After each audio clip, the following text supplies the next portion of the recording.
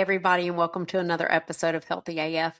I'm so glad to be here with y'all. It is finally springtime. It's been a busy month full of so much fun, lots of travel, lots of things for me to do, conversations to be had, people to be with and love on. And it's also been a month of straight up uncertainty. You know, since the election and then President Trump taking office this year, there's been so much uncertainty. And it's showing up in my work with people. And sometimes I have people come to session and the uncertainty of what's going on in our country right now mirrors some uncertainty that we have in other places of our lives. And it seems to become overwhelming. And I don't want to not address it. Part of being a business owner is not alienating people. And this may alienate some people, and that's okay, right? I'm not going to not address that many of us in our country right now, and really globally, because, a lot of stuff going on. Many of us feel the weight and the anxiety and the dread and fear and panic of uncertainty. So, how do we deal with uncertainty? That's a good question. I like to use my A's framework. Now, there's a triple A framework in the 12 steps groups called awareness, acceptance, and action. And I love those three A's. But I added on a couple other things. And one is something happens. That first thing. Someone says something like, we're going to have tariffs. It hasn't happened yet. But someone says it. And then we've got to do something else. We've got to assess. How is it that we feel? Before we become aware of our feelings, we have to know, well, how is it that I feel? How many of us are in touch with our feelings? Do you take time to check in? Like, let me give you a 3-2-1. 3-2-1, check in. How are you feeling right now? Is it tired? Lonely? I don't know if y'all can hear it, but I'm a little annoyed. My dog is licking her paw and it's driving me crazy. Do we check in? Typically, no. Typically, something happens like someone says we're going to have tariffs or we're going to cut off Harvard's funding. And then we go straight to, oh my God, I've got to do something. The uncertainty of the future is enough to inspire action. And it's a completely inauthentic action. Because it comes from this exterior stimulus. You know, something happens, I get afraid, and I do something. Well, what would life be like if we slowed down? If we slowed down and went like, okay, something happened. Someone said something. Someone told me that the price for that house I want is $75,000 more than I was willing to pay. Something happened. And instead of jumping straight to action, we slowed down. Let me assess the situation right here. What's really happening in reality right now? Has Harvard crumbled to the ground today, right now? No. Okay. Has someone said some words? Yes. Okay. Let's stop and assess what is happening right now in reality. And what are our thoughts and feelings about that? Just get clear. I'm scared. I'm frustrated. I'm pissed off. I'm annoyed. I'm sad. I feel anxious. I don't know what to do. And that's a very uncomfortable feeling. I feel uncomfortable, right? after we assess where we are, then we can really become aware. We're not even really aware until we've taken time to ask the questions. How do I feel? Then we become aware of all those feelings. Then we can assess. I'm sorry. Then we can accept what those feelings are and what we want to do about it. And then we can come action from an authentic place. So sounds super simple.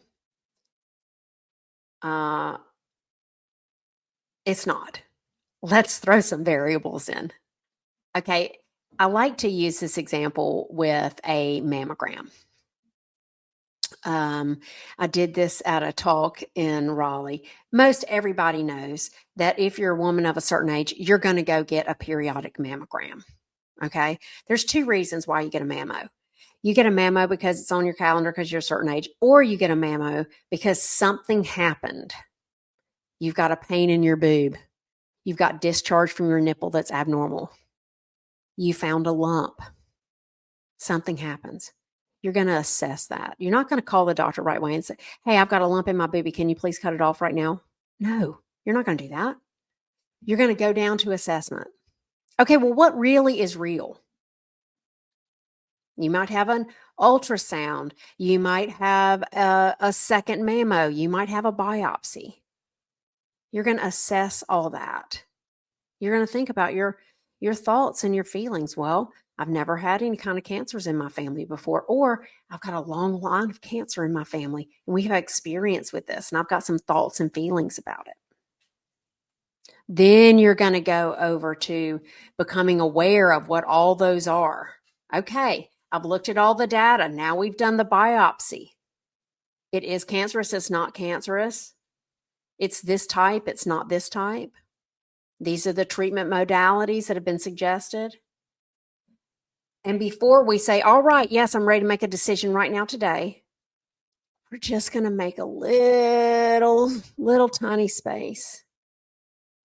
For now that I have found a problem, assessed what the problem really is and how I feel about it, taking a look at all that data, I'm going to accept it and sit with it and really see how I feel about it. Then I'm going to make an action. Uncertainty is challenging.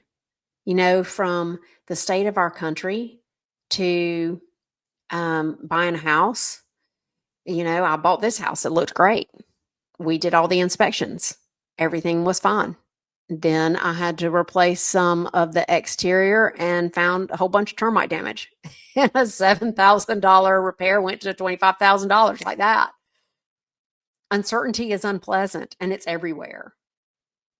And the longer we stay imprisoned by the two-step system of I feel uncertain, I must need to do something about it, the longer we'll live in the anxiety and the franticness and the chaos and the drama.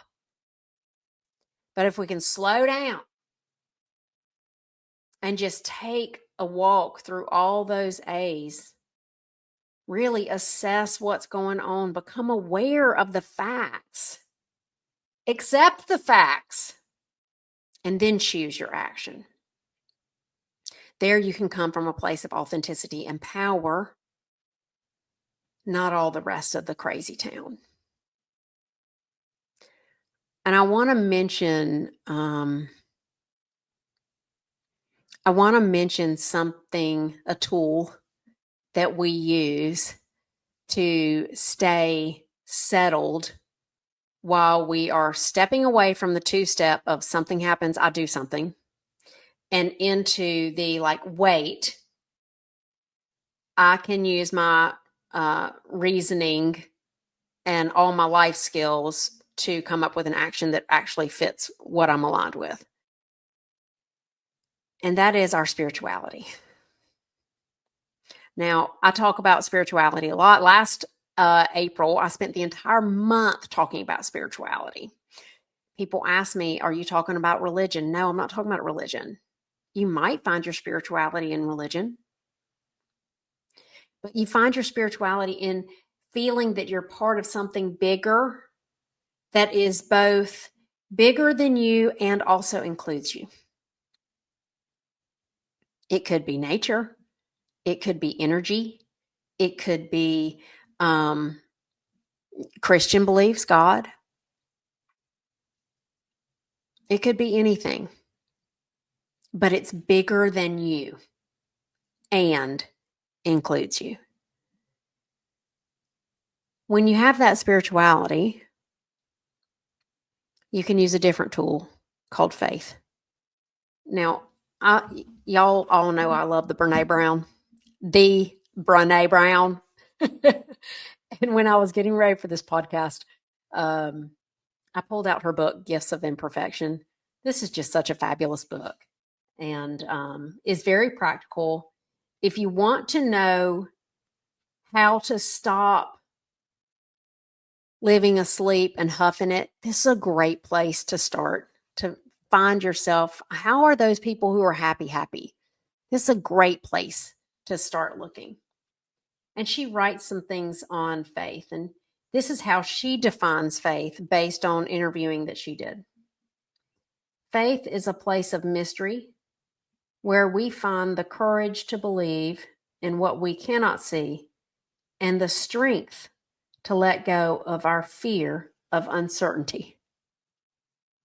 I'm going to say that again. Faith is a place of mystery. That in itself is uncertain, isn't it? Where we find the courage to believe in what we cannot see. Like, you know what, we're all going to be okay. And the strength to let go of our fear of uncertainty. Why don't you just imagine real quick, if you're driving, don't close your eyes, but maybe if you're walking, don't close your eyes, but if you're just hanging out on your couch, close your eyes a minute. And I want you to just imagine what would be available to you if your fear of uncertainty was eased. Gosh, I can feel my whole body relax just when I say that. It's like my chest just opens up. If I wasn't afraid of uncertainty.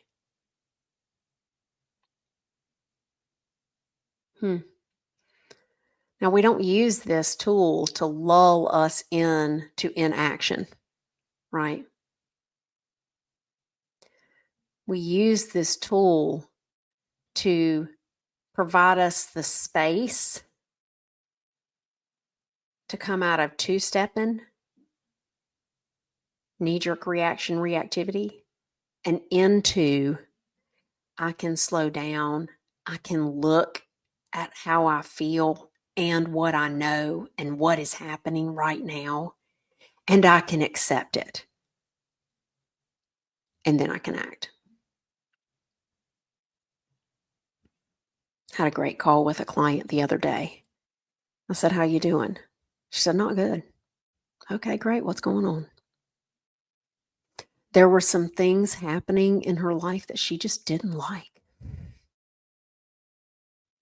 And as soon as we established, wow, I don't like this, and just accepted it. It was really not something we could change, at least not in the next 2 minutes. As soon as we just accepted that, she was like, wow, I can just feel this way and it's okay. Yeah, you can. Once we get there, we are feeling our feelings and not asking our feelings to come in and drive the car. Feelings do not drive our car. We drive our car. And we may have some feelings about it, but if we're not driving our car, if our feelings are driving our car, we're not going anywhere fast. Faith gives us that space to slow down. And where do you source faith if not through spirituality? Mystery courage in what you can't see, and the strength to let go of fear. That's not really a human a human trait. That's from something bigger than you. I also had another client this past week say, I don't know how to give myself grace. And actually, my producer Moose just said to me, do you give yourself grace? And I was like, sometimes. It's hard. It's hard. And I'm a firm believer that grace comes from and includes spirituality. It's not human of me to say, yeah, Amy, just let go of your fear, man. That doesn't work. But when I can feel the presence of something larger than me, and I can feel my belonging into that presence, now I can begin opening up these little white knuckles and having the strength to let go of fear. I know that this is a big hodgepodge conversation today. It's not neat or wrapped up with a bow. I hope you can chew on it a little bit. Maybe I'll do a couple more that are more in depth about each part of this. When I say to you at the end of this podcast, give yourself some grace, I mean it. And you can't do it by yourself. And give yourself some grace about that too. My wish for all of us is that in this uncertainty, that we have the faith to slow down, to really assess what is happening right now, really assess what our thoughts and feelings about that are, become aware of reality, accept it, and act from that acceptance. If nobody's told you today, I love you, and I want you to have some grace. We'll see you next time on Healthy AF.